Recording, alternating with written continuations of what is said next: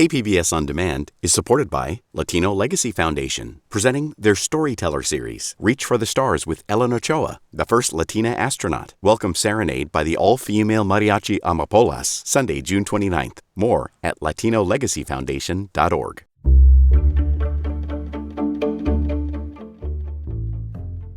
Good morning, I'm Debbie Cruz. It's Monday, July 15th.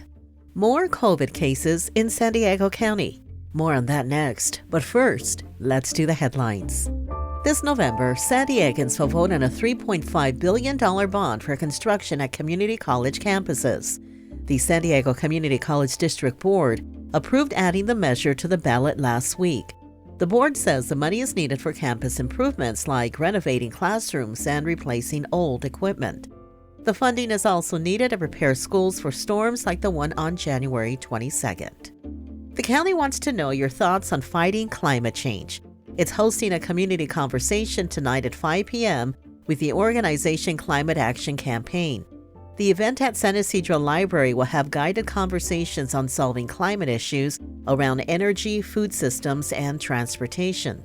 There will also be free food prizes and activities. A limited edition Pride Library card is now available at all San Diego Public Library branches. You can also grab one at the library's booth at Pride Festival this weekend. This is the 5th time the library has offered this card. This year's design is by Jen David Connolly. The pink brick wall acknowledges the 1969 Stonewall Rebellion. Confetti represents festivities, and hearts and rainbows for love. The card also celebrates the 50th anniversary of San Diego Pride. From KPBS, you're listening to San Diego News Now. Stay with me for more of the local news you need.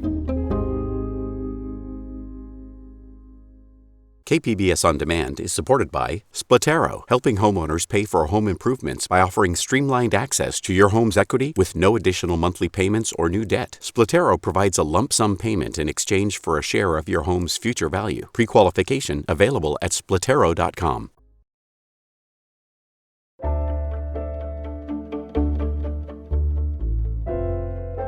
San Diego County is expanding the availability of free COVID-19 testing at local public health centers starting today. Health reporter Heidi DeMarco reports the county is recommending people test at the first sign of symptoms. A small summer surge of COVID cases and the emergence of new variants have left people wondering when to schedule their next vaccine. UC San Diego Health Chief Medical Officer Christopher Longhurst agrees with the CDC's recommendation that anyone 6 months and older should receive one of the new COVID-19 vaccines this fall. If you've had a booster in the last year, that should be helpful in terms of protecting you. That being said, people who are at high risk for serious disease because of age or immunocompromised status or other should certainly be cautious and careful when being out and about. The 3 county public health clinics where free COVID testing will be available are located in Chula Vista, El Cajon, and the city of San Diego. Addresses and hours for those locations can be found at kpbs.org. Heidi DeMarco, KPBS News.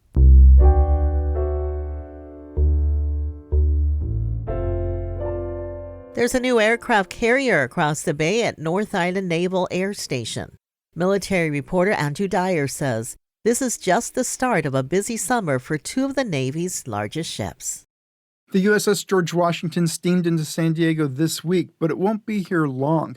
After 6 years in the Virginia shipyards for its midlife refueling, it's on its way to Japan, where it'll replace the carrier USS Ronald Reagan. Master Chief Randy Swanson is the Washington's Command Master Chief. He says the crew's excited. After 6 years in the yards, most of them had only been shipyard workers, not quite sailors. Never had an opportunity to go out to sea, see different ports. The Washington will meet the Reagan off the coast soon to commence what the Navy's calling a hull swap operation. Both ships will spend a few weeks in port here as well. The vibe with the crew is there's a lot of excitement there. It's really positive for me to see our sailors being challenged, actually doing their jobs, and seeing the rewards for those jobs. The 3 San Diego-based carriers, Carl Vinson, Theodore Roosevelt, and Abraham Lincoln, are all currently deployed. Andrew Dyer, KPBS News. The California Coastal Commission has approved a controversial safe parking site near the San Diego airport. Reporter Katie Anasta says it comes with conditions, meant to mitigate environmental impacts. San Diego city leaders say the site will have 190 parking spots, restrooms, security, and resource providers to connect people to services. Mayor Todd Gloria says the city's other safe parking sites are at or near capacity every night. Many in our unsheltered population may not have a home, but they do have a car.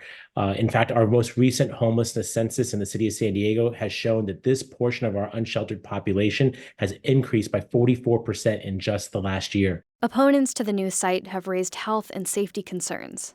Conditions of the approved permit include capturing pollutants in vehicle runoff and providing wastewater disposal for RVs.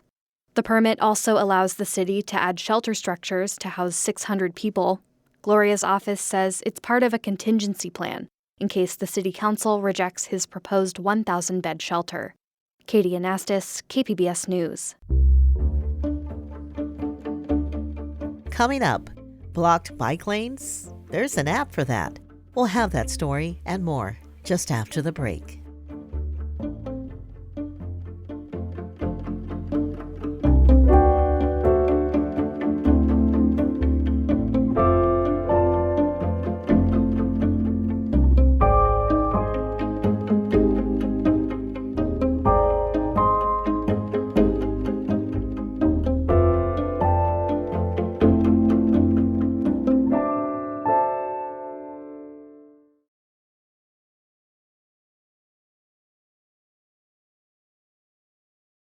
KPBS On Demand is supported by the San Diego County Toyota dealers, offering a new 2025 lineup of vehicles at your local Toyota dealer, including a new Tacoma with turbocharged 4-cylinder engines and a hybrid powertrain option. The San Diego County Toyota dealers. We make it easy.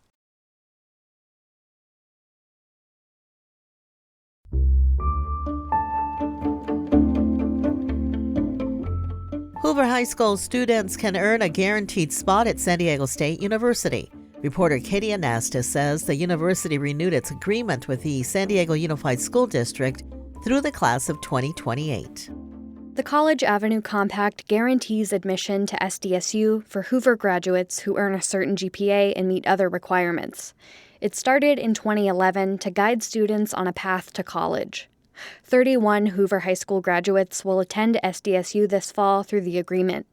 One of them is Osiris Chino. She plans to study biology and become a veterinarian. The college application process was really stressful, but this program was always there for me, trying to encourage me and giving tips on essays and stuff. Students can also get college and career advising and financial aid support. Hoover High School is located in City Heights, one of San Diego's most diverse neighborhoods. All students qualify for free or reduced lunch. Katie Anastas, KPBS News. Complaints over Sandag's rail relocation project are shifting from Del Mar to Solana Beach, and now the Del Mar Fairgrounds. North County reporter Tanya Thorne says the board running the fairgrounds will be discussing their concerns.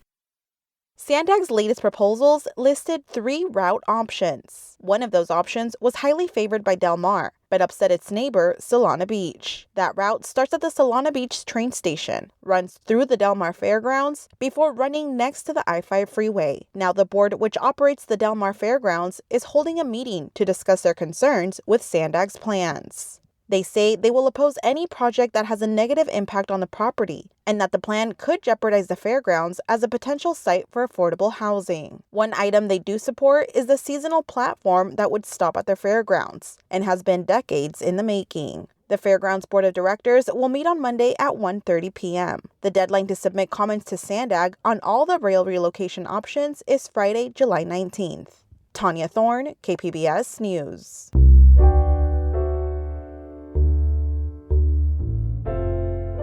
San Diego has a lot of new bike lanes, and they're often blocked by parked cars or delivery trucks. Metro reporter Andrew Bowen says there's an app for that. Christina Whitehouse founded Bike Lane Uprising in 2017 after she was almost run over by a truck driver while biking in Chicago. The app lets cyclists submit reports of bike lane obstructions, like parked cars, vegetation, or debris. It then analyzes and reports that data to local governments and companies. Whitehouse says parking in the bike lane isn't just rude, it can kill someone. It forces bicyclists to merge into oncoming traffic that's traveling at a much higher rate. Oftentimes, the maneuver has to be done with quick decisions and quick thinking, and the drivers aren't expecting that. Bike Lane Uprising has a growing user base in San Diego. The app shows 30th Street in North Park and J Street downtown are hotspots for bike lane obstructions. Andrew Bowen, KPBS News. That's it for the podcast today. As always, you can find more San Diego news online at kpbs.org. I'm Debbie Cruz. Thanks for listening and have a great Monday.